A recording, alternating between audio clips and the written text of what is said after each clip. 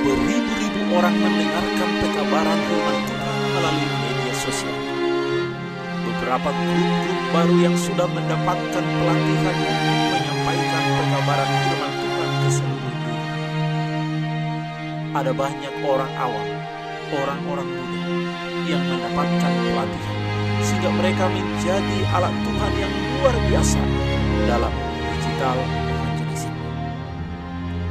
Banyak orang mendengarkan pekabaran firman Tuhan melalui WhatsApp, email, Facebook, YouTube, Instagram, radio, televisi, dan platform lain. Saudaraku, ada banyak orang yang membutuhkan kabar pengharapan saat ini. Dan ada banyak juga yang bertanya-tanya tentang siapa Yesus. Siapakah yang membagikan kabar baik ini? Tuhan menggunakan alat digital evangelism sebagai sarana yang efektif.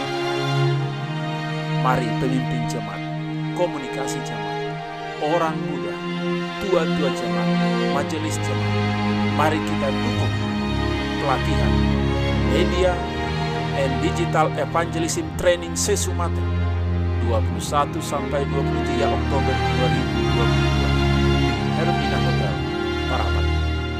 Jangan lewatkan kesempatan yang sangat berharga ini. Tuhan memakai jemaatnya menjadi juru kabar pengharapan melalui digital evangelism. Yesus akan datang segera.